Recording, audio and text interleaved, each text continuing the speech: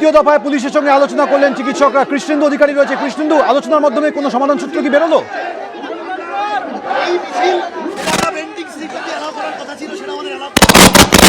আমরা বলেছিলাম সেটা যদি করতে না দেওয়া হয়, অ্যাটলিস্ট কমিশনার অফ পুলিশ তিনি আসেননি, তিনি অ্যাডিশনাল সিপিকে পাঠিয়ে দিয়েছেন এই বলে যে তিনি নাকি তার রিপ্রেজেন্টেটিভ, যেটা আমরা মানি না।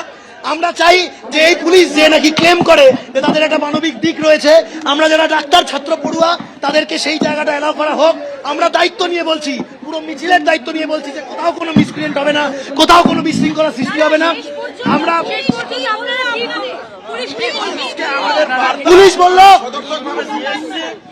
আমরা এটাই বলে এসেছি যে আমাদের মিছিলকে আপনারা এই মিছিল আমরা যেভাবে শান্তিপূর্ণভাবে করে এসেছি এবং 9 তারিখ থেকে আজকের দিন অবধি 25 দিন যেভাবে আমরা শান্তিপূর্ণ আন্দোলন করেছি সেভাবেই আন্দোলন আমরা রাখবো। এবং সেখান থেকে যে এরপর ব্যারিকেড তুলে নেওয়ার পর যে বেন্ডিং স্ট্রিটে পুলিশ আমাদেরকে আটকাবে সেখানে আমরা অবস্থান করব এবং সেখান থেকে আমরা ডেলিগেট টিম পাঠিয়ে দেবো। এখন একদম এখানে এসেছিলেন তাকে আমাদের পর্যাপ্ত বার্তা আমরা দিয়েছি। সেই বার্তা আমাদের দুটো স্পষ্ট ডিমান্ড জানাবেন, সেই মুহূর্তে আমরা বাকিটা আমাদের স্পষ্ট কথা, আমাদেরকে অ্যালাউ করা হোক, আমরা শান্তিপূর্ণভাবে করে দেবো। আর না হলে যেমন এসিপি এসছেন ঠিক তেমনই পুলিশ কমিশনার আসুক, তাকে আমরা ওটা হ্যান্ড ওভার করি এবং তিনি তারপরে রেজিগনেশন দিক। এই দুটোর মধ্যে যে কোনো একটা আমরা সারা রাত বসবো। আমরা 36 ঘন্টা 48 ঘন্টা ডিউটি করা ডাক্তার, আমাদেরকে সময়ের ভয় দেখালে চলবে না।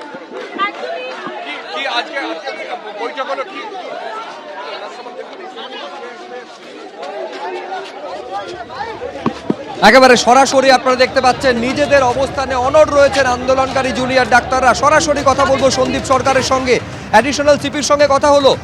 কি রফা সূত্র বেরোলো, এখনো অনড় রয়েছে নিজেদের জায়গাতে আন্দোলনকারী চিকিৎসকেরা। সন্দীপ, একেবারেই তাই, আন্দোলনকারী চিকিৎসকেরা তারা কিন্তু একই রকমভাবে অনড় রয়েছেন তাদের বক্তব্যে। তারা তাদের বক্তব্য জানিয়ে দিয়েছেন, তারা কোনোভাবেই এখানে অ্যাডিশনাল সিপির যে আবেদন, সেই অ্যাডিশনাল সিপির আবেদন তারা মানতে চান না। আমরা কথা বলে নেব। অনিকেত কি করবেন আপনাদের অবস্থান যেরকম চলছে সেরকম চলবে। আমাদের এখানে যে অবস্থান চলছে চলবে। আমরা 36 ঘন্টা 48 ঘন্টা 72 ঘন্টা ডিউটি করা ডাক্তার, সুতরাং আমাদের এখানে থাকতে আপত্তি নেই। আমাদের অবস্থান যেরকম চলছে সেরকম ভাবে চলবে।